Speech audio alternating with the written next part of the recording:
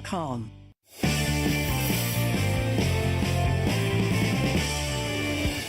Well, the press and the Democratic Party have spent months telling us about how Russian hacking altered the American election. It was an act of war.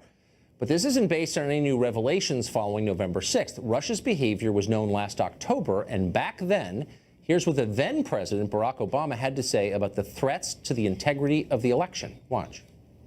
There is no serious person out there who would suggest somehow that you could even rig America's elections, in part because they're so decentralized and the numbers of votes involved. There's no evidence that that has happened in the past or that there are instances in which that will happen this time. And so I'd advise Mr. Trump to stop whining and go try to make his case to get votes. You know, every night I thank God for the geniuses in our tape library and their long memories, because it's so nice to be reminded what actually happened. So what changed? The facts or the reality of the Democratic Party? Tonight's reality check is now Richard Goodstein, a Democratic strategist. He advised Hillary Clinton's 2016 campaign, and he joins us tonight. So, Richard, you heard the former president say you'd have to be an idiot to think that Russia could alter the election outcome. He didn't seem concerned in the slightest, probably because he knew his party would remain in power, or thought so. You know, Tucker, I think the single most damning thing that's come out during this whole Russia talk was James Comey saying not once in the 9 times he talked to Donald Trump did Trump ever ask about what happened with Russia. It's reminiscent of O.J. not asking the police, what happened to Nicole?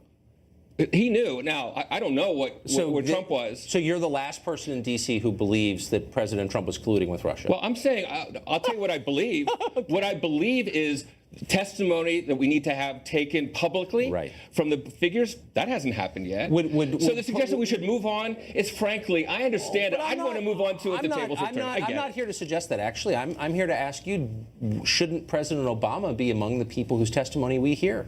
Sure. I bet you're not going to hear anything differently than what he has said, agonized over, really? which is, look, he told Putin face to face, knock it off. We can debate whether that had any effect or not. The intelligence agencies had the mistake of coming out with their conclusion that the Russians were trying to meddle on the day of the Access Hollywood tape. Poor planning by the intelligence people. Here's what I don't understand, and I sincerely don't.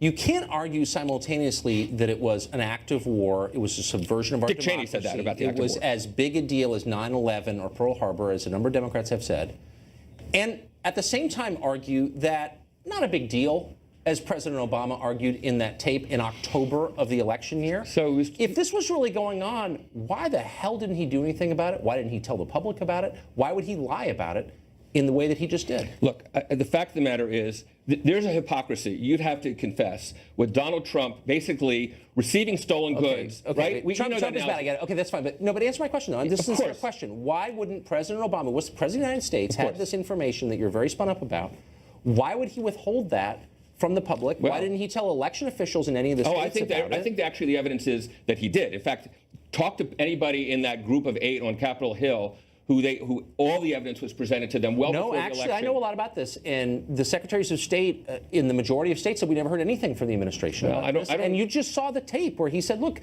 there's no way this is a problem, calm down. How could both things be true at the same time? So my forecast is if he is put under oath and asked to testify, he and Jay Johnson and other people will say, in fact, they engaged in unprecedented collaboration with state and local election officials. Why didn't he tell the public about it?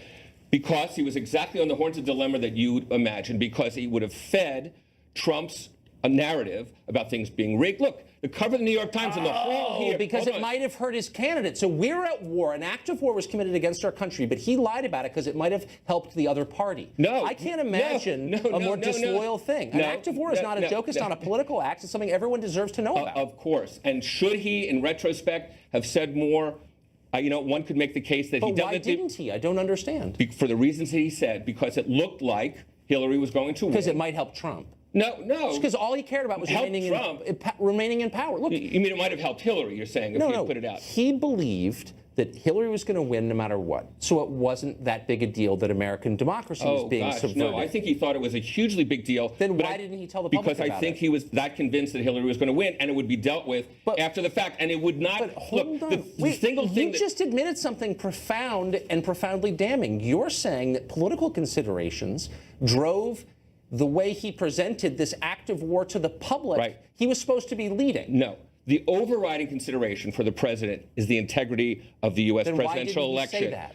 Because I think he thought that the integrity would have been challenged by Donald Trump, who was out there time after time talking about things being rigged. Public? What about the other 320 million of us? And Don't I we think have a that right was- to know we're under attack? And that's true. You know what? The fact of the matter is, I think in retrospect, when people in the Obama staff are now quoted as saying we blew it, that's probably what they had in mind, that the public did have a right to know. And that was a call Obama, I think, made that was not an illegitimate one. Do you want to hear the other answer, the real answer? Because I actually know it. Oh, what's that? They didn't hack our election. This amounted to nothing. This whole thing is hype and silliness concocted by the Hillary campaign to explain their unexpected loss. So have you and had there's that no discussion- evidence the Russians had any effect on anything. Have you had that discussion with the 17th Yes, I intelligence have. agencies? Yes, I have. Look, the fact of the matter is, 201, they think That's not true. They think that they not think the true. Russians were out to help Trump and hurt It's not Hillary. true. Well, that's true. Unfortunately, I've become something of an expert on the subject and as have unwittingly. I. As have I. And they don't look, and think if you that. don't think millions of postings on Facebook and all these bots and everything yeah. just went in one ear and out the other, I think you don't know as much about communications as I know you do.